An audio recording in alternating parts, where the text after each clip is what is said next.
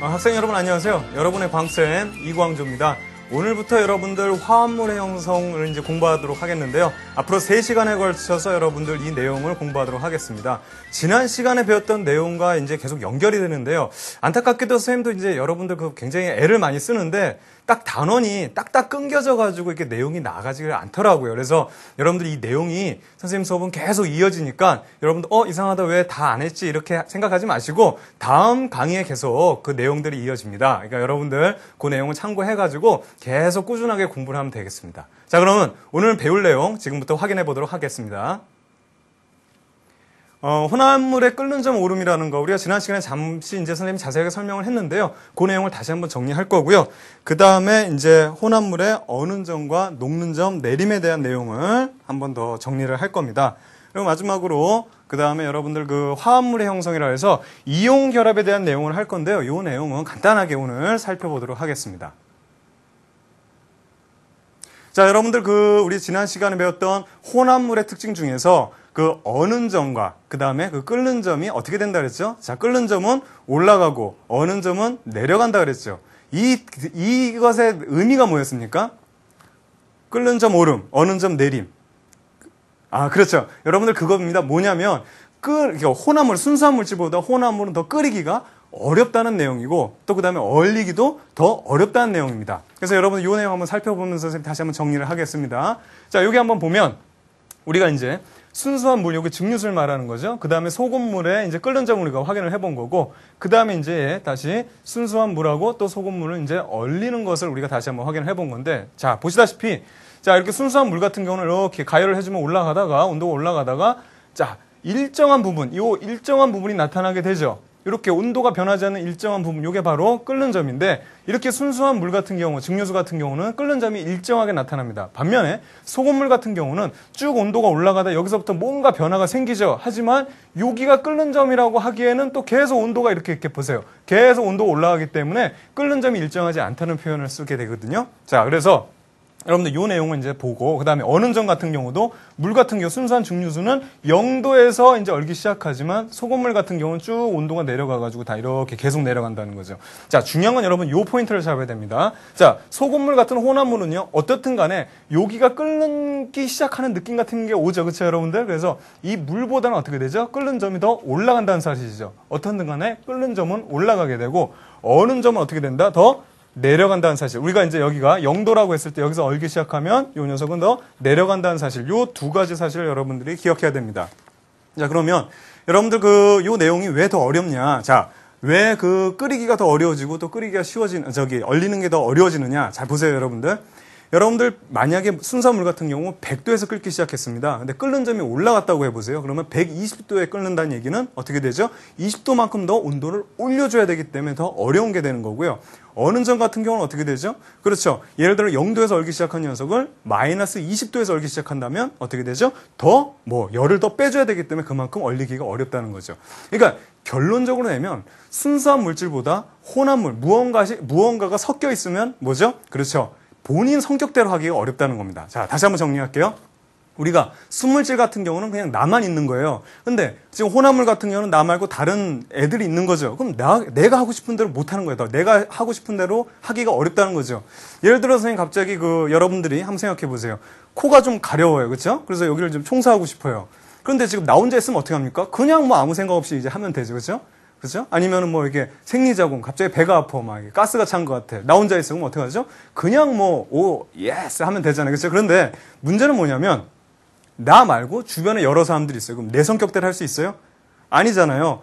이것도 잠시 생각하게 되고 하기도 어렵죠? 그 다음에 생리 현상을 또 마음대로 해소하기도 힘들죠. 그러니까 나 말고 다른 애들이 있으면 끓는 점도 올라가고 그 다음에 어느 정도 내려간다는 얘기는 그만큼 자기 성격대로 하기가 어렵다는 얘기가 되는 겁니다. 단 여기서 여러분들 요거 하나만 기억해 주면 돼요. 뭐냐면 여러분들 끓는 점의 오름, 그 다음에 어는 점, 녹는 점은 내림이라고 그랬죠. 근데 어는 점과 녹는 점은 사실 온도가 같아요. 자, 보세요. 물의 어는 점은 0도죠. 하지만 그 얼음이 녹는 점도 0도예요. 그렇죠? 물로 되는 온도. 근데 그 온도는 같은데 차이는 뭐냐면 물은 어떻게 되죠? 자, 어는 점은 뭐죠? 어는 점? 그렇죠. 액체에서 고체로 바뀌는 그때의 온도를 어는 점. 그다음에 녹는 점은 우리가 뭐라 그러죠? 고체에서 액체로 바뀌는 그 온도를 우리가 녹는 점이라고 그러는데 이 둘의 온도는 같지만 이 상태 변화 때문에 말은 전혀 다르게 나타나는 거죠. 그러니까 자, 어는 점하고 저기 뭐 녹는 점이 다 내려갔다라는 얘기는 예를 들어 0도에서 어는 녀석이 마이너스 20도에서 얼기 시작했다는 얘기는 어는 점은 얼리기 더 어렵죠. 하지만 똑같은 온도지만 녹는 점은 뭐예요? 0도에서 녹기 시작하는 녀석인데 영하 20도부터 녹기 시작하니까 어떻게 되죠? 녹이기는 더 쉬워지죠. 요 포인트만 잘 잡아두라 그랬습니다. 그렇죠? 그래서 여러분들 요 내용들 반드시 기억하도록 하고요.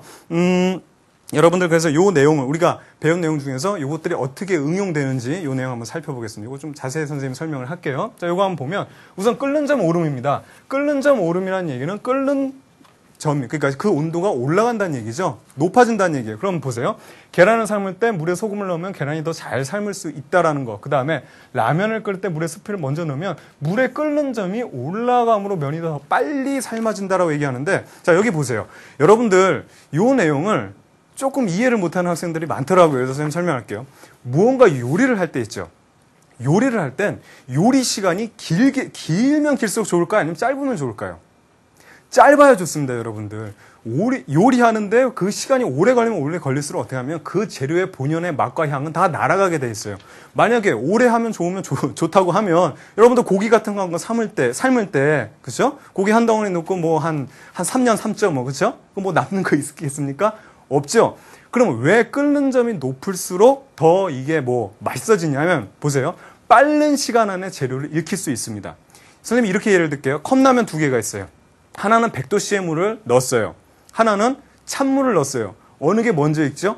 당연히 100도씨의 물이죠. 그러니까 100도씨의 물 같은 경우는 열 에너지가 많죠. 그럼 그 에너지가 바로 면에 투입이 돼가지고 걔를 빨리 익히는 겁니다. 빠른 시간 안에. 대신에 찬물에 넣어도 우리가 먹을 수는 있어요. 하지만 걔가 익을 때까지 기다리면 어떻게 되죠? 시간이 오래 걸리죠. 그러니까 그거는 익는 게 아니고 뭐가 되죠? 퍼져버리는 거죠. 퍼져버리는 겁니다. 그래서 여러분들 뭐 밥이 설익는다 이런 거, 우리 뭐 높은 산에 올라가면 이제 뒤에도 선생님이 그 자세히 설명을 하겠지만 이런 거 뭐냐면 끓는 점이 높아야 되죠. 높은 온도로 확 익혀버려야 되는 거예요. 이해가 가죠? 그래서 여러분들 막 우리 중국 음식 같은 거 보면 막 볶잖아요. 막 볶을 때 보면 뭐 와인 같은 거 넣어가지고 막 불쇼하고 막 이러죠. 그게 다 뭐예요? 높은 온도를 만들어가지고 얘를 빨리 익히려고 한다는 사실입니다. 이해가죠? 그래서 혼합물을 통해서 끓는 점을 높여서 음식을 빨리 익히려고 한다는 게 바로 끓는 점 오름의 우리가 이제 일상적인 우리가 이제 현상에서 볼 수 있는 그런 어떤 내용이고요. 그 다음에 우리가 어는 점 내림 같은 경우도 보세요. 순물질보다도 어떻게 된다? 혼합물이 되면 어는 점은 더 내려간다. 얼리기는 더 어려워진다 그랬죠. 그럼 보세요. 추운 겨울에 강물은 얼어도 바닷물은 얼지 않는다. 물론 여러분들 바닷물 자체가 움직이기 때문에 이 파도 같은 현상 때문에 또 잘 얼지 않는 것도 있지만 우리 이 부분만 살펴봤을 때는 그냥 일반 물보다도 어떻게 되죠? 바닷물은 혼합물이죠. 어는 점이 더 내려가기 때문에 얼지가 잘 않는 거예요. 그래서 바닷물이 얼 정도면 거의 뭐 어떻게 되죠? 빙하기가 되는 거죠. 그러니까 예를 들어서 영하 10도까지 내려가도 막 강물은 얼어도 바닷물은 그보다 더 낮은 온도에서 뭐 얼기 시작하게 되면 얼지 않는 거죠. 또 하나, 눈이 내릴 때 염화칼슘. 자, 여러분들 염화칼슘 알죠? 그래서 뿌리면 눈이 녹은 물이 잘 얼지 않는다. 그러니까 그냥 물보다 염화칼슘이 들어가면 어떻게 되죠? 혼합물이 되죠. 그럼 어는 점은 더 내려가게 된다. 그럼 어떻게 된다? 얼리기가 더 어려워진다. 그래서 얘를 뿌려놓으면 다시 얼지 않는 겁니다. 잘. 또 하나, 겨울철에 자동차의 냉각수에 부동액을 넣으면 냉각수가 얼지 않는다. 여러분들 냉각수가 뭔지 아시죠? 굉장히 중요한 겁니다. 이 냉각수라는 게 뭐냐면 여러분들 그 엔진이 굉장히 가열이 돼요. 그 엔진이 가열되는데 여러분 생각보다 이 자동차 화재가 생각보다 많이 일어납니다. 근데 이 냉각수라는 녀석이 그 엔진을 식혀주는 거거든요. 그런데 이 물이 계속 이 냉각수가 돌면서 그 열 에너지를 계속 빼줘야 되는데 이게 얼어버리면 그 자리에서 굳어버리죠. 그렇죠? 그렇게 되면 어떻게 되죠? 엔진을 효율적으로 냉각을 못 시키게 되죠. 그래서 이 냉각수는 순수한 물이 아니라 왜? 우리 뭐 한겨울에 영하 10도 막 쉽게 내려가잖아요. 근데 그게 얼어버리면 안 되기 때문에 어떻게 된다? 여기에 다른 물질들을 넣어서 혼합물을 만들죠. 그럼 어떻게 되죠? 어는 점은 내려가죠. 그만큼 얼리기가 어렵기 때문에 냉각수는 잘 얼지 않는 겁니다. 그래서 이걸 뭐라 그러냐면 부동액이라고 그러죠. 부동액. 얼지 않는다는 거예요. 부동액. 자, 이해가죠? 자, 그럼 다음 거 한번 또 살펴보도록 하겠습니다. 자, 녹는 점 내림인데요. 요거는 똑같이 어는 점과 녹는 점이 내려가는데 이거는 녹이기 쉽다 그랬죠. 자, 여러분 보세요. 퓨즈는 자, 요 퓨즈라는 거 납 안티몬 주석등의 합금으로 녹는 점이 낮아져서 전류가 흐를 때 열이 많이 발생하면 쉽게 녹아서 끊어진다. 자, 요게 중요합니다. 녹는 거는 더 쉬워진다 그랬죠. 자, 여러분 이 퓨즈의 역할을 선생님 잠깐 설명을 할게요. 퓨즈는 뭐냐면은 여러분들 이거예요. 전기 차단기 같은 거에서 일부러 얘는 잘 끊어져야 됩니다. 이 부분은 또 여러분들 좀 이해를 잘 못하는데 여러분들 전기로 화재가 많이 발생하거든요. 집 같은데. 그래서 인명 피해도 나죠. 그러니까 뭐 재산 피해뿐만 아니라 인명 피해까지 납니다. 그거 왜 그런지 아세요? 여러분들이 아침에 일요일 아침 같은 경우 뭐 이제 늦잠 자고 일어나가지고 배고파가지고 뭐 먹으려고 냉장고를 이렇게 딱 열었어요. 딱 열었는데 거기 막 불이 나고 있어. 그럼 어떻게 하면 됩니까? 그냥 닫은 다음에 그거 버리면 되죠. TV를 켰어요. 근데 갑자기 TV에서 불이 나면 어떻게 해요? 잡아다가 버리면 되죠. 문제는 뭐냐면 왜 화재가 나냐면 우리가 모르는 사이에 어떻게 천장이나 벽 이런 데서 불이 나는 거예요. 자, 여러분들 전기 원선 본 적 있으세요? 여러분들 뭐 가전제품 어디에 꽂아요? 벽에 있는 콘센트에 꽂죠.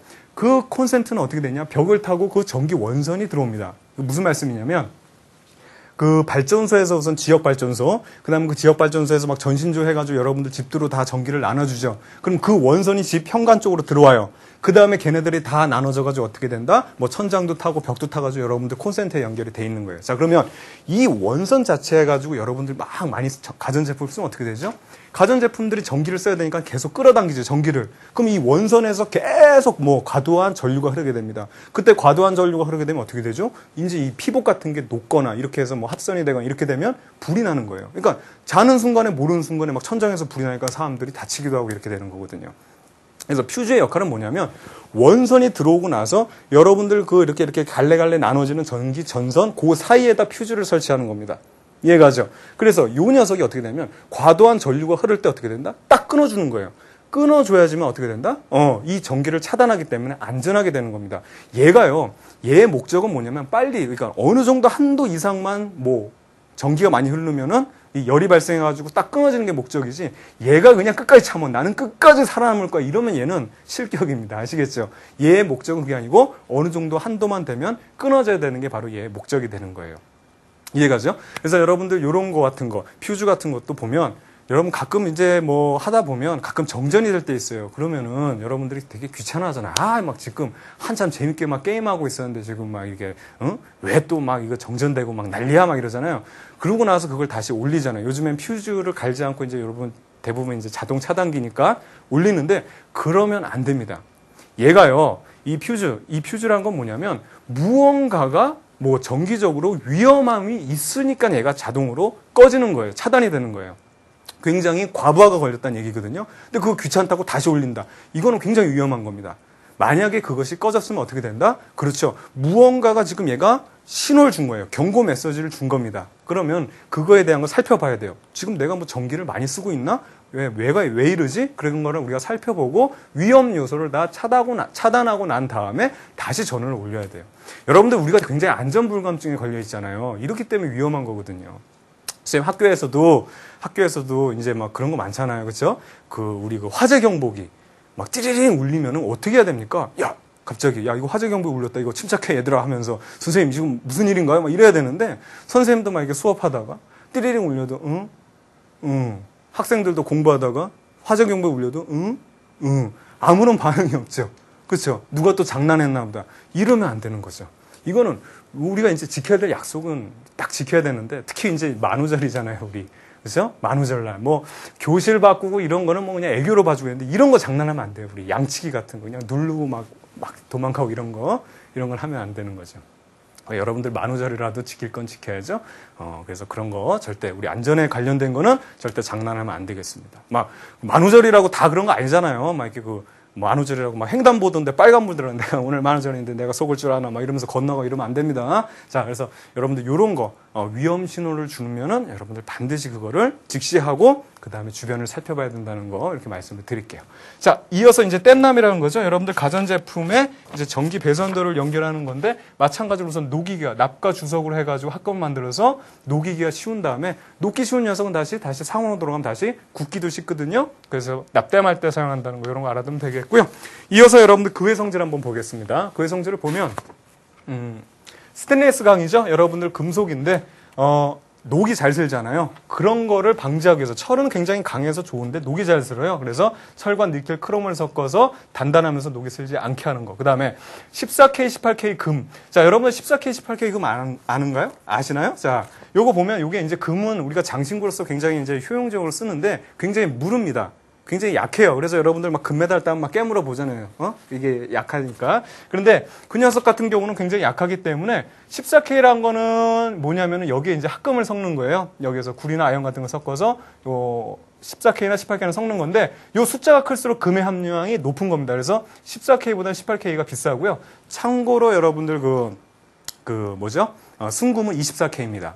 그래서 여러분들 뭐 이런 거 있잖아요. 막 이게 나비 모양으로 딱 금귀걸이 샀어. 너무 이뻐. 그래서 이제 잘 차고 갔다가 이제 와서 이걸 딱 잡았는데 빼려고 잡았는데 이게 우그러져서 다시 애벌레가 됐다. 이러면 안 되잖아요. 그렇죠? 굉장히 약합니다. 금은. 그래서 그런 합금을 쓰고 또 하나 두랄룸이라는 게 있죠. 이거는 알루미늄의 합금인데요.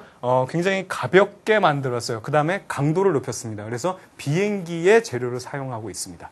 자, 이런 것들을 여러분들 우리가 이제 실생활에서 사용하는 우리가 혼합물의 이용인데 그럼 해당하는 문제를 한번 풀어보도록 하겠습니다. 여러분들 교재 78쪽에 있는 문제인데요. 7번 문제 한번 확인해 보도록 하죠.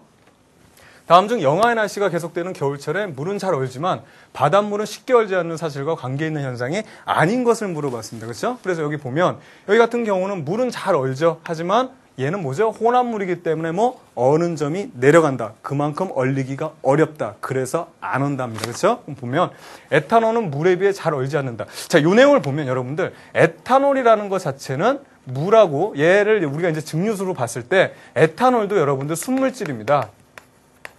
그러면 순물질이 왜 얘가 잘 안 오느냐? 이거는 얘의 물질의 특성이에요. 혼합물이 아니기 때문에 지금 이 내용에 대한 내용은 아니게 되는 거죠. 그렇죠? 그래서 여러분들 이게 1번이 정답이 되겠고요. 아닌 것은이라 했으니까 그냥 순물질이라서. 그 다음에 요거는 또 혼합물이죠? 뭐 여러 가지 들어있잖아요. 응? 뭐 장에 좋은 뭐도 들어있고 막 여러 가지 들어있죠? 그래서 얘는 물보다 낮은 온도에서 언다. 더 얼리기 어렵다는 겁니다. 순수한 물보다. 그 다음에 눈이 내릴 때 염화칼슘 나왔죠? 뿌리면 눈이 녹은 물이 잘 얼지 않는다. 마찬가지로 어는 점, 내림에 대한 내용이고요. 그 다음에 4번 보면 겨울이 되면 차에 냉각수가 얼지 않도록 부동액을 넣어준다. 마찬가지로 부동액이라는 것은 혼합물로 만들어서 물의 어는 점보다 더 낮추는 거죠. 물이 사실 제일 냉각수로 좋아요. 왜? 비열이 제일 크기 때문입니다. 그렇죠? 그런데 거기에 조금 혼합물을 넣어가지고 온도를 더 낮추는 거예요. 어는 점을. 자, 마지막에 북극에 사는 물고기들은 혈액 속에 천연 부동액이 들어있어 추운 겨울에도 혈액에 어는 것을 방지한다라고 되어 있는데요. 이건 뭐 북극에 가서 선생님 혹시 애들 물고기들 만나면 앉혀놓고 한번 물어볼게. 그건 부동액이 있는지 이런가 봅니다. 그렇죠? 그래서 이런 거 여러분들 알면 되겠고요. 그 다음에 이제 11번 문제 한번 보겠습니다. 자, 다음 그래프는 순수한 두 고체와 고체 혼합물의 냉각 곡선인데요. 자, 순수한 녀석은 이렇게 수평한 부분 나오죠. 나프탈렌이라는 녀석과 그 다음에 파라다이 클로로 벤젠. 이름도 어려워요. 얘네들의 순수하게 이렇게 녹는 점이 나와 있는데 얘네들을 섞은 합금은 뭐 어떻든 간에 평행한 부분이 잘 나오지 않음과 동시에 얘네들보다 확실히 어는 점과 비슷한 점은 더 낮아진다는 거죠. 어는 점이 아니죠. 녹는 점이 낮아진다는 거죠. 그러니까 쉽게 녹는다는 겁니다. 요거 여러분들 혼돈하면 안 되겠어요?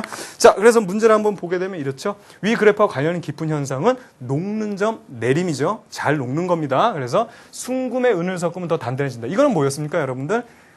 여러 가지 혼합물 중에 그의 성격이었죠? 그의 성격이었고, 2번, 높은 산에서 밥을 하면 밥이 서린다. 자, 여러분들 요거는요, 높은 산에 올라가면 기압이 낮아지거든요? 그렇게 되기 때문에, 자, 끓는 점이 낮아지기 때문에 밥이 설익는 겁니다. 요건 선생님이 자세하게 좀 설명을 이번 시간에 드릴 거예요. 자, 그 다음에 한번 넘어가 보겠습니다. 3번 보면 납에 주석을 섞은 뗏납을 이용하면 용접하기 쉽다라고 돼 있죠. 그렇죠. 요게 바로 뭐죠? 녹는 점이 낮아지는 뗏납. 요 내용이었죠. 그래서 정답은 3번이고 4번 계란을 삶을 때 소금 넣으면 끓는 점이 올라가서 계란이 잘 삶아진다. 이거는 끓는 점 오름이죠. 5번도 보면 라면을 끓일 때 물에 스프를 먼저 넣으면 면을 넣으면 더 잘 익는다. 물이 혼합물이 되기 때문에 끓는 점이 올라가기 때문에 면이 아주 탱글탱글하게 익는 거거든요. 자, 그럼 보세요. 정답은 여러분들 앞서 얘기했던 건데 뗏납에 대한 내용 3번인데 높은 곳에 올라가면 왜 여러분들 밥이 설익는지 그 내용을 지금부터 설명을 좀 드리겠습니다. 자, 보세요. 여기다 선생님이 잠깐 필기를 할 건데요. 요거를 생각보다 대답을 잘 못하는 학생들이 많아요. 자, 이 높은 산이고요. 여기 A에서 사는 사람이 있고, 자, 여기는 높은 산, 자, 높은 산, B에 사는 사람이 있어요. 자, A가 느끼는 기압하고 B가 느끼는 기압, 누가 더 기압을 크게 느낄까요? 아, 요거, 그쵸? 근데, 요렇게 하면 대답이 좀 이렇게 막 다양하게 나오는데, 만약에 요렇게 물어보면 틀린 사람이 하나도 없어요. 자, 그러면 이게 잘 안 되면 요거 한번 볼까요? 물입니다, 물. 물 속에, 자, 여러분, A라는 사람이 있고요. B라는 사람이 있어요. 그러면 A가 느끼는, 이건 이제 물이니까, A가 느끼는 수압이 큽니까? 아니면 B가 느끼는 수압이 작습니까? 그렇죠. 잘했어요. 그렇죠? A가 느끼는 수압이 크죠. 예, 잘했습니다. 왜 그러냐면 수압은 사방에서 봤지만 내 머리 위에 물의 양이 엄청나게 많잖아요. A가 얘보다 B보다. 이해가죠? 그럼 기압은 뭐죠? 공기의 압력입니다. 자, 위로 다시 한번 올라가 보죠. 여기는 눈에 보이지 않지만 뭐 공기가 차 있는 거예요. 그러니까 내 머리 위보다 내 머리 위에 공기가 얘는 이만큼 있는 거고 얘는 뭐 공기가 요만큼밖에 없는 거죠. 그러니까 기압이 큰 것은 뭐다? A가 기압을 크게 느낍니다. 그러니까 우리가 지금 느끼는 기압이 제일 큰 기압이고요. 그리고 우리가 1기압으로 우리가 지금 여기 사니까 1기압으로 기준을 잡은 거거든요. 자, 그럼 좋습니다. 왜 그러면 높은 산에 올라갔을 때 밥이 설익냐면은 잘 보세요. 자, 요 끓는 점을 다시 한번 우리가 좀 미시적으로 살펴볼게요. 자, 이렇게 그릇이 있죠. 그다음에 여기 물 분자들 있죠.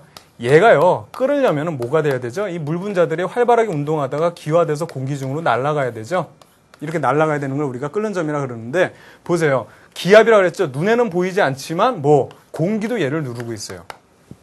그렇죠? 그러면 얘네들이 여기를 날아가려면 참 얘네들 그러니까 살기가 참 복잡합니다. 그냥 우리만 사는 게 힘든 게 아니고 얘가 여기 한번 날아가는 것도 얘네들 간의 인력도 다 끊어줘야 되죠. 그 다음에 얘가 누르는 기압도 이겨내면서 올라가야 되는 거예요.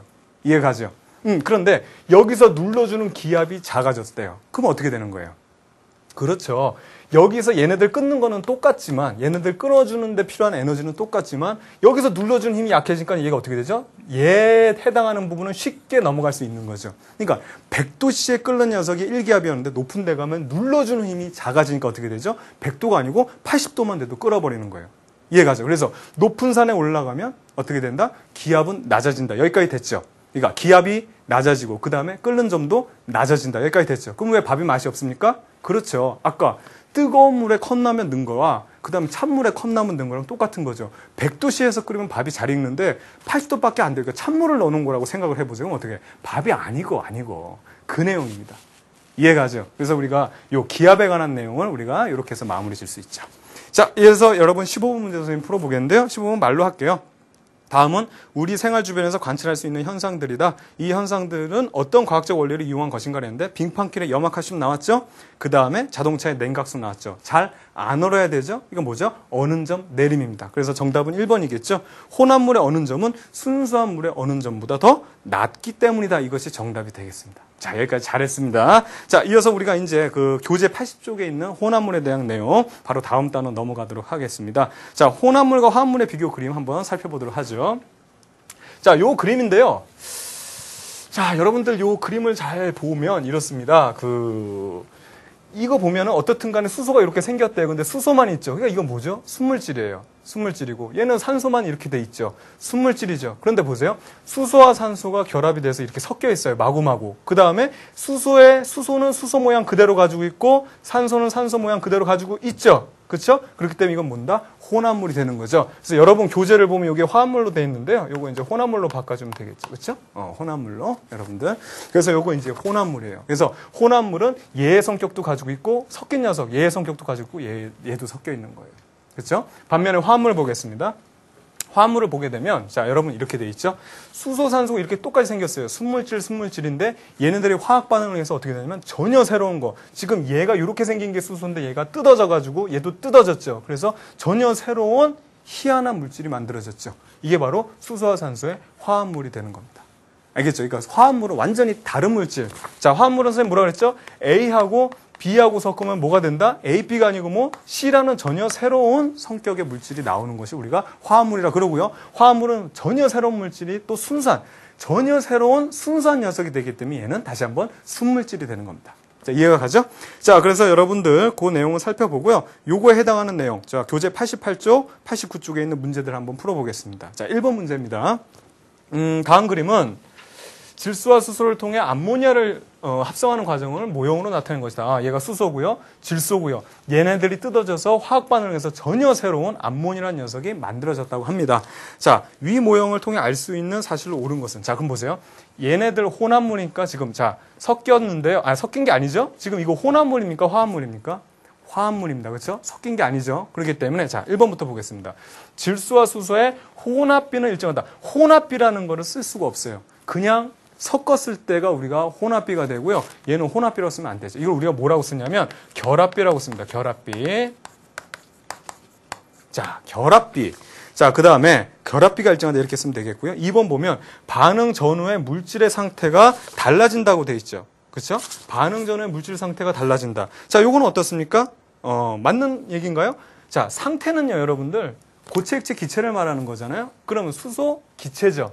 질소 기체고 암모니아도 기체죠. 여러분 화장실 가면 암모니아 냄새 난다는 건 뭐죠? 기체로 떠돌아다니는 녀석이 냄새가 나거든요. 그래서 상태는 다 뭐 달라지지 않고 다 기체. 그렇죠? 그래서 요거는 문제가 없겠고요. 그 다음에 질소, 수소, 암모니아는 모두 순물질에 속한다. 3번인데 자 보세요.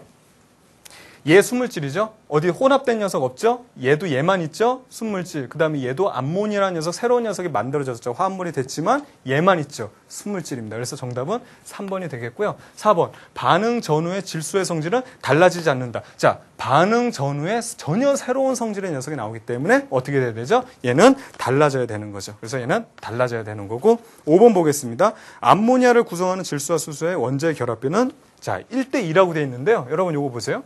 생각해 보세요. 질소 여기 하나 있죠.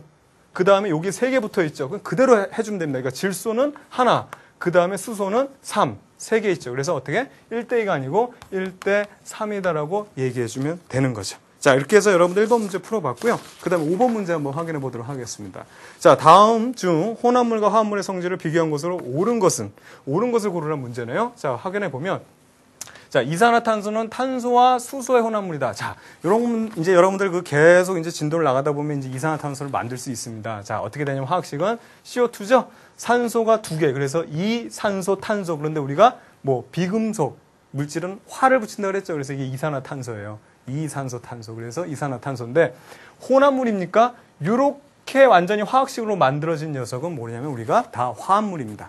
혼합물은 그냥 섞는 거죠. 근데 얘는 완벽한 이렇게 1대2. 얘 하나와 얘 2개가 만나서 딱 결합비가 일정한 거. 이게 이제 화합물이기 때문에 요거는 화합물이 되겠고요. 자, 2번. 화합물에는 성분 원소의 성질이 남아있다. 아니죠. 성질이 남아있지 않죠. 전혀 새로운 녀석이 돼야 되기 때문에 성분 원소의 성질은 잃어버리는 겁니다. 그 다음에 3번. 다른 종류의 화합물이 섞이면 혼합물이 된다. 자, 다른 종류의 화합물, 조금 말이 좀 어려운데요. 화합물은 순물질이죠. 그 순물질들이 섞이면 어떻게 되죠? 혼합물이 되죠. 그냥 섞이는 거니까. 이 섞인다는 표현은 여러분들 뭐죠? 섞는다는 거는 혼합물을 만들겠다는 얘기입니다. 알겠죠? 화합물은 어떻게? 화학 반응시킨다. 이런 표현을 씁니다. 알겠죠? 그래서 정답은 3번이 되겠고요. 그 다음에 순물질은 혼합하면 새로운 성질의 물질이 생긴다. 자, 혼합하면이라고 했죠? 이건 섞는 거죠. 그러면 물질의 성질은 그대로 이렇게 되는 거죠. 이해가죠? 자, 그 다음에 그래서 요거 잘못되죠. 혼합하면 새로운 성질의 물질이 생기는 게 아니죠. 자, 혼합물과 화합물은 성분 원소로 쉽게 분리할 수 있다고 그랬는데 혼합물은 가능하죠? 하지만 화합물은 전혀 새로운 녀석이기 때문에 이 녀석은 우리가 임의적으로 이걸 할 수가 없습니다. 이해가시죠? 자, 이렇게 해서 여러분들 문제 풀어봤고요. 9번 문제 한번 이어서 풀어보겠습니다.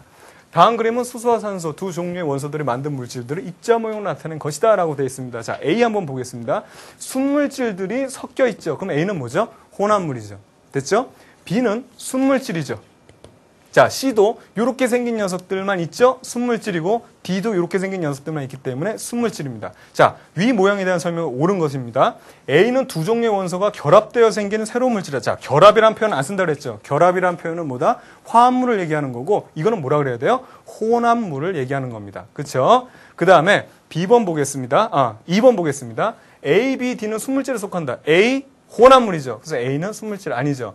B는 어떻게 되죠? 순물질이죠. 그 다음에 C도 C는 없네요. 자, D도 순물질이죠. 그래서 요거는 두 개는 요 부분이 틀린 거고요. 자, 이어서 3번 보겠습니다. A, B, C는 모두 불씨에 반응한다. 자, A를 보면은요, 수소하고 산소죠. 다 불에 반응을 해요. 근데 B는 이건 뭐죠? 수소 아니면 산소. 이것도 이제 반응하겠는데 C는 전혀 다름. 성격의 물질이 만들어졌다고 그랬죠. 그러니까 불에 반응을 했지만 얘는 새로운 녀석, 화합물이 됐기 때문에 불과 반응을 하죠. 그래서 C는 아닐 겁니다. 자, 4번 보겠습니다. C에는 B의 성질이 남아있지? 요것도 반전. 않답니다. 그렇죠? 여러분 흥분하면 안 돼요. 그래서 C에는 B의 성질이 남아있지 않다. 맞는 얘기죠. 그래서 정답은 4번이 되겠고요. 그 다음 5번 보면 C는 두 종류의 원소가 성질을 지닌 채 섞여 있다고 했죠. 자, C를 한번 보겠습니다. C는 두 종류의 원소가 섞여 있습니다. 자, 원소는 여러분 종류라고 그랬죠. 그러니까 요거 원자는 몇 개입니까? 얘 2개, 파란색 2개, 요거 하나죠. 그렇죠? 하지만 원소라고 물었으니까 어떻게 되죠? 종류죠. 그러니까 얘 한 종류, 얘 한 종류에서 두 종류가 맞죠. 근데 성질을 지닌 채 섞여 있다? 아니죠. 성질은 잃었죠. 그 다음에 또 섞여 있지도 않는다는 표현을 쓴다 그랬죠. 그러니까 여러분들 이거는 혼합물에서 나타낸 얘기이기 때문에 정답이 아니게 되죠. 좋습니다. 여러분 이렇게까지 이제 문제를 풀어봤고요. 이어서 이제 순물질인 이제 그 화합물을 만드는, 쉽게 말하면 이제 그 화합물이 어떻게 해서 만들어지냐. 이게 여러분들 이 2학년의 그 주기율표의 하이라이트거든요. 앞으로 계속 나갈 내용인데요. 오늘 잠깐 맛만 보도록 하겠습니다. 그래서 아주 간단하게 한번 알아보겠습니다. 자, 바로 이온결합 내용입니다. 자, 이온결합인데요. 오늘 이 시간에서는 여러분들 요걸 알아둬야 돼요. 첫 번째, 양이온. 자, 여러분들 우리 배웠던 내용 다시 한번 끄집어내야 돼요. 이온이 뭐죠? 그렇죠. 원자는 중성이라고 그랬죠. 근데 그 전자, 그 원자에 돌고 있는 전자가 하나가 뭐 나간다던가 들어온다거나 해가지고 전기를 띠는 걸 우리가 이온이라고 그랬죠. 근데 양이온은 뭐죠? 전자를 잃어서 플러스가 되는 것을 우리가 양이온, 플러스 전기를 띠는 거. 음이온은 뭐죠? 그렇죠. 전자를 받아서 마이너스가 되는 이온을 우리가 음이온이라고 그랬죠. 그래서 이 사이에 정전기적 인력에 의해서 형성되는 결합을 우리가 이온결합이라고 합니다. 자, 그럼 요리 한번 보세요. 자, 보세요. 플러스하고 마이너스니까 서로 인력이 있잖아요, 인력. 얘네들이 서로 결합한다는 거예요. 그렇게 해서 전기적인 힘으로 결합하는 걸 우리가 이온 결합이라고 한다는 거죠. 왜냐하면 이온이 전기를 띠고 있기 때문에. 이해가죠? 자, 반면에, 자, 중요한 건 또 하나 포인트. 양이온이 되기 쉬운 금속 원소와, 자, 여러분들 주기율표에 선생님이 적어줬죠. 1쪽, 2족이 플러스 1과 2가 된다 그랬죠. 그쪽이 다 왼쪽에 있는 게 뭐였죠? 금속 원소였죠. 그 다음에 음이온이 되기 쉬운 비금속 원소 사이. 자, 여선생님 동그라미를 잘못 쳤어요. 자, 비금속 원소 사이의 결합이다. 자, 요런 거. 그래서 전자를 주고받는 결합을 우리가 이온 결합이라고 합니다. 자, 정리할게요. 이온 결합은 뭐다? 플러스 이온과 마이너스 이온의 정기적인 결합. 또 하나, 그렇기 때문에 어떻게 된다? 금속 원소와 그 다음에 비금속 원소. 이게 바로 그 얘기예요. 양이온은 금속 원소고 음이온이 비금속 원소거든요. 다시 양이온이 금속이고 음이온이 비금속 원소이기 때문에, 그렇죠? 그렇기 때문에 얘네들 사이에 전자를 주고받는 거.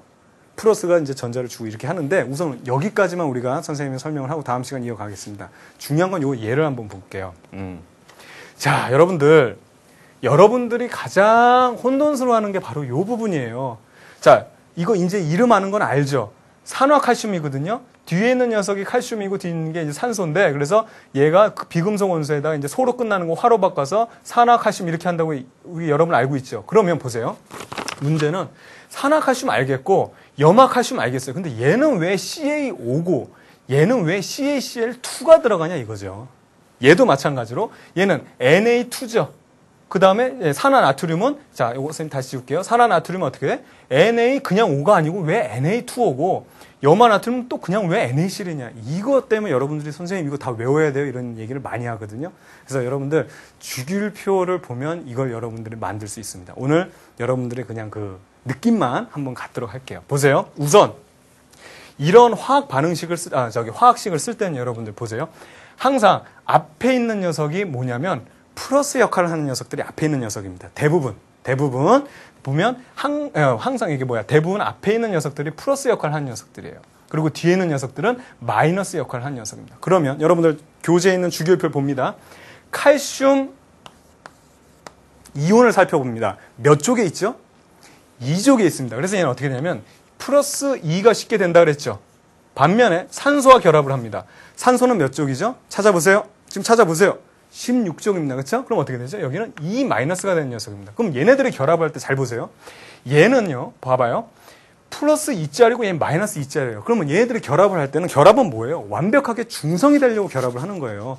부족하게 뭐 할 필요가 없잖아요. 완벽하게 중성이 되고 싶어요, 얘는. 그러면 얘 두 개 플러스고 두 개 마이너스가 얘들은 어떻게 하면 됩니까? 딱딱 수가 맞죠? 이거 어떻게 결합된다? CaO 그대로 결합이 되는 거예요. 반면에 옆에 있는 염화칼슘 볼까요? 마찬가지로 Ca는 2족에 있기 때문에 2 플러스인데 염소 보세요. 염소는 어떻게 되죠? 17쪽에 있습니다. 얘는 뭐가 된다고요? 우선 마이너스 1이 된다 그랬죠. 그래서 얘는 마이너스 1이 됩니다. 그럼 보세요. 얘랑 결합해서 중성이 되고 싶어요. 이제 더 이상 전기를 띠고 싶지 않다는 말입니다. 그럼 어떻게 되겠어요? 얘는 두 개인데 얘는 하나예요. 근데 플러스 두 개인데 얘는 마이너스가 하나죠. 그러면 얘가 중성이 되려면 얘가 몇 개 있어야 돼요? 딱 결합하려면 두 개 있어야 되잖아요. 그래서 어떻게 되는 거야? CA, CL인데 얘가 두 개 있어야 된다 그래서 CaCl2가 되는 겁니다. 아, 이제 좀 감이 오나요? 여러분들 선생님 원소기화 쓸 때 여기 이 부분 얘기해 줬잖아요. 이게 뭐예요? 원소 개수라고 그랬잖아요. 자, 그러면 우리가 요것도 한번 살펴볼게요. 이산화나트륨이죠? 아, 이산화나트륨이래요. 산화나트륨이죠? 그러면 나트륨은 자, 이렇게 쓰는 겁니다. 항상 플러스 역할을 하는 녀석을 앞에 써주면 돼요. 우리말은 뒤에 있는 녀석이 플러스 역할을 한다고 그랬죠? 그러니까 여러분들이 공부하기 참 불편해요. 그렇죠? 딱 이런 걸로 한 번에 가면 좋은데 얘를 이렇게 써줬다가 말로 뒤집었다가 뒤집은 녀석을 뒤집어서 이해하고 다시 뭐 그래요. 그쵸? 막 이렇습니다. 그래서 공부하기 좀 어려운데 다시 뒤에 있는 우리말로는 뒤에 있는 게 플러스 역할을 하는 거죠? 금속 원소입니다. 그러면 나트륨 찾아보세요. 몇 쪽입니까? 1쪽이에요. 그럼 얘는 플러스 1이 되는 녀석입니다. 반면에 자 산소죠? 찾아보세요. 몇 쪽에 있습니까? 마이너스 역할을 하는데 16쪽입니다. 그러면 어떻게? 2 마이너스입니다. 그럼 얘네들이 결합을 하려고 그래요. 정기적으로 결합을 해서 중성이 되고 싶습니다. 그럼 어떻게 되냐면 보세요. 얘는 플러스 1인데 얘는 마이너스 2죠. 그러면 얘와 얘가 완전히 결합을 하려면은 얘가 하나가 부족하잖아요. 얘는 마이너스 2인데 얘는 플러스 하나니까 얘가 두 개 필요하죠. 그렇기 때문에 산화나트륨은 NA인데 얘가 두 개가 필요하고 그 다음에 산소가 필요하다 해서 산화나트륨은 Na2O 이렇게 쓰게 되는 겁니다. 자, 좋죠? 마지막으로 요거 하나만 볼게요. 염화나트륨은 자, 마찬가지로 NA가 플러스 1이에요. 1쪽이기 때문입니다. 반면에 염소라는 것은 17쪽이기 때문에 마이너스가 됩니다. 그럼 얘네들이 중성을 하려면 플러스 하나, 마이너스 하나, 그냥 결합하면 되겠군 해가지고 그냥 결합을 해버립니다. 그럼 어떻게 되죠? NaCl 이것이 바로 나트륨, 염소가 결합된 염화나트륨이 되는 거죠. 자, 여러분들 여기까지 우리가 선생님이 그 이온 결합에 대한 어떤 그 자세한 정의보다는 원리에 대해서 간단하게 선생님이 이렇게 설명을 했습니다. 여러분들 이런 감각을 우선 좀 키워주면은 다음 시간에 우리가 이제 요거에 대해서 정확하게 설명을 선생님이 드리겠지만 이제 이런 화학식에 대해서 두려움이 사라지게 되는 거죠. 이해가죠? 그래서 이런 감각을 살펴보고 우선 주기율표에서 여러분들 플러스 1, 플러스 2, 그 다음에 17쪽, 16쪽에 있는 마이너스 1, 마이너스 이런 것들을 한번 쭉 살펴보면 되겠고요. 이온 결합은 우선 요렇다는 거 우선 살펴보고 다음 시간에 선생님이 자세히 설명하겠습니다. 자, 오늘 배운 내용 다시 한번 확인해 보도록 하겠습니다.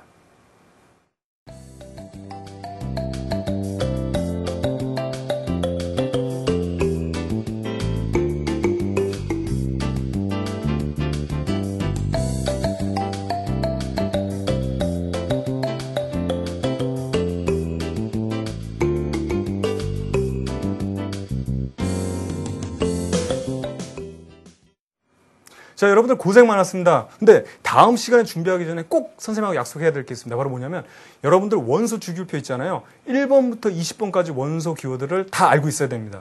다음 시간에 선생님 정신없이 막 나갈 거거든요. 그러니까 그 내용을 모르면 여러분들이 막 혼동돼요. 막 이때 막 찾아보고 이러면 안 됩니다. 그래서 원소 기호 20번까지 반드시 알 수 있도록 하고요. 고생 많았습니다. 다음 시간에 선생님 또 만나도록 하죠. 저는 여러분의 광쌤 이광재였습니다. 수고 많았습니다.